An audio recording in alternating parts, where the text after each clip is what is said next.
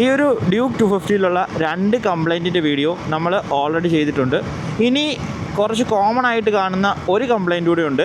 അതാണ് നമ്മൾ ഇന്നത്തെ വീഡിയോയിൽ സംസാരിക്കാൻ പോകുന്നത്. അപ്പോൾ ആ ഒരു കംപ്ലൈൻ്റ് എന്ന് പറഞ്ഞു കഴിഞ്ഞാൽ ഡ്യൂക്ക് 250 ഗിയറിംഗ് ഇഷ്യൂ ആണ്. സോ എനിക്ക് ഈ പ്രശ്നം ഉണ്ടോ എന്ന് ചോദിച്ചാൽ എനിക്ക് ഈ പ്രശ്നം വലുതായിട്ട് വരുന്നില്ല. പക്ഷേ എനിക്ക് കുറേ പേര് മെസ്സേജ് ഇട്ടിട്ടുണ്ട് അവർക്ക് ഈ പ്രശ്നമുള്ളതായിട്ട്. അപ്പോൾ എന്താണ് മെയിൻ പ്രശ്നം എന്ന് ചോദിച്ചു കഴിഞ്ഞാൽ, ഈ വണ്ടിയിൽ മോസ്റ്റ് ആൾക്കാർക്കും വരുന്നത് നമ്മൾ തേർഡിൽ നിന്ന് സെക്കൻഡ് ഇടാൻ പോകുമ്പോൾ ന്യൂട്രൽ വീഴും. അതായത് പലർക്കും സെക്കൻഡ് ഗിയർ തേർഡിൽ നിന്ന് കിട്ടത്തേയില്ല. അവർക്ക് നേരെ ന്യൂട്രലാണ് കിട്ടുന്നത്. പിന്നെ ന്യൂട്രലിൽ നിന്ന് അവർ ഒന്ന് തട്ടി മേളിലോട്ട് കൊടുക്കുമ്പോഴാണ് ഇവർക്ക് സെക്കൻഡ് ഗിയർ കിട്ടുന്നത്. സോ ഈ ഒരു പ്രശ്നം എനിക്കും ഉണ്ടായിരുന്നു. എനിക്കും വണ്ടി എടുത്ത് ഫസ്റ്റ് സർവീസ് കഴിഞ്ഞപ്പോൾ ഈ ഒരു പ്രശ്നം ഉണ്ടായിരുന്നു. പക്ഷേ എനിക്ക് നോർമലി സെക്കൻഡ് സർവീസ് കഴിഞ്ഞപ്പോൾ എങ്ങനെയാണെന്നറിയില്ല, ഇത് തനിയെ പോയി. പക്ഷേ പലർക്കും സെക്കൻഡ് സർവീസ് കഴിഞ്ഞിട്ടും ഒക്കെ ഈ ഒരു തേർഡ് ഗിയറിൽ നിന്ന് സെക്കൻഡ് ഗിയറിലോട്ട് ഇടുമ്പോൾ ന്യൂട്രലിൽ പോകുന്ന പ്രശ്നം പറയുന്നുണ്ട്. ആൻഡ് എനിക്ക് മെസ്സേജ് അയച്ച ഒരാൾ പറഞ്ഞ് പുള്ളിക്ക് സെക്കൻഡ് ഗിയർ കിട്ടുന്ന പോലും ഇല്ല എന്നാണ്. ആൻഡ് ഒരാളല്ല, എനിക്ക് ഒരു 3-4 പേര് DM ചെയ്തു അവർക്ക് സെക്കൻഡ് ഗിയർ ഇടുമ്പോൾ ന്യൂട്രലിൽ വീഴുന്നു എന്ന്. എന്തുകൊണ്ട് ഇങ്ങനെ ന്യൂട്രൽ എപ്പോഴും വീഴുന്നു എന്ന് ചോദിച്ചാൽ എനിക്കറിയില്ല. ബട്ട് ഇവർ തരുന്ന ഈ ഒരു ക്വിക്ക് ഷിഫ്റ്ററിന് എന്തെങ്കിലും പ്രശ്നമുണ്ടോ എന്ന് ചെറിയൊരു ഡൗട്ട് എനിക്കുണ്ട്. കാരണം എനിക്ക് മെസ്സേജ് അയച്ച ഒരാൾക്ക് ക്വിക്ക് ഷിഫ്റ്ററിൻ്റെ ഇഷ്യൂ ഉണ്ട്. ആൻഡ് ഈ ഒരു ന്യൂട്രലിൻ്റെ പ്രശ്നം ഉള്ളവർക്കെല്ലാം മോസ്റ്റ്ലി ഒരു മിസ്സിങ്ങും കിട്ടുന്നുണ്ട്. സോ അതിലെ ഒരു കേസ് ഞാൻ പറയാം. അത് വളരെ ഇൻട്രസ്റ്റിംഗ് ആയിട്ടുള്ള കേസാണ്. അതായത് ആ സെയിം ഓണർക്കും ഈ ഒരു തേർഡിൽ നിന്ന് സെക്കൻഡ് ഇടുമ്പോൾ ഈ ന്യൂട്രലിൽ വീഴുന്ന ഇഷ്യൂ ഉണ്ട്. അതുപോലെ തന്നെ പുള്ളിക്ക് ക്വിക്ക് ഷിഫ്റ്ററിനും ഒരു പ്രശ്നം ഉണ്ടായിരുന്നു. അപ്പോൾ ഈ ക്വിക്ക് ഷിഫ്റ്റർ ശരിയാക്കി കഴിഞ്ഞപ്പോൾ, അതായത് അവർ ചേഞ്ച് ചെയ്ത് കൊടുത്ത് വാറൻറ്റി ഉള്ളതുകൊണ്ട് തന്നെ, അത് കഴിഞ്ഞ് അവനോട് KTMൻ്റെ സർവീസ് സെൻറ്ററിൽ നിന്ന് പറഞ്ഞത് ഈ ഒരു ക്വിക്ക് ഷിഫ്റ്ററിനെ അവൻ ട്രെയിൻ ചെയ്യണം. അതായത് ഈ ഒരു വണ്ടിയുടെ ഓണർ ട്രെയിൻ ചെയ്യാൻ.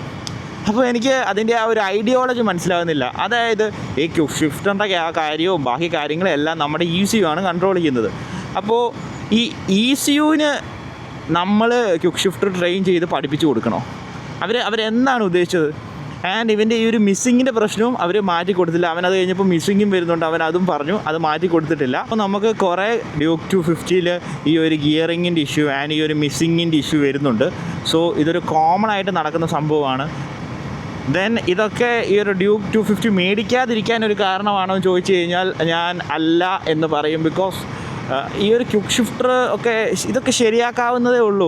ബട്ട് സർവീസ് സെൻറ്റേഴ്സ് പലരും പല രീതിയിൽ പെരുമാറുന്നു. അതൊരു പ്രശ്നമാണ്. അത് മാത്രമാണ് ഒരു പ്രശ്നം. ബിക്കോസ് ECUവിൽ കൺട്രോൾ ചെയ്യുന്ന കുറേ സാധനങ്ങളാണ്, എററൊക്കെ വരാം. അപ്പോൾ അത് ശരിയാക്കി കൊടുക്കണം, പെട്ടെന്ന് തന്നെ ശരിയാക്കി കൊടുക്കണം. അല്ലെങ്കിൽ 1 മാസമായിട്ട് അവർക്ക് കണ്ടുപിടിക്കാൻ പറ്റുന്നില്ല എന്നൊക്കെ പറഞ്ഞിരിക്കുന്നത് ദിസ് ഈസ് നോട്ട് ഗുഡ്. പിന്നെ എനിക്ക് ഇതിന് മുമ്പ് ഉപയോഗിച്ച് ഹോണ്ടയുടെ വണ്ടിയിൽ ഇതിലും പ്രശ്നങ്ങളുണ്ടായിരുന്നു. ആൻഡ് 2 വർഷമായിട്ടും എനിക്ക് ആ മിസ്സിങ് ശരിയാക്കി കിട്ടിയിട്ടില്ല. അതുകൊണ്ട് ഇതൊന്നും എടുക്കാതിരിക്കാനുള്ള ഒരു കാരണമായിട്ട് ഞാൻ പറയില്ല.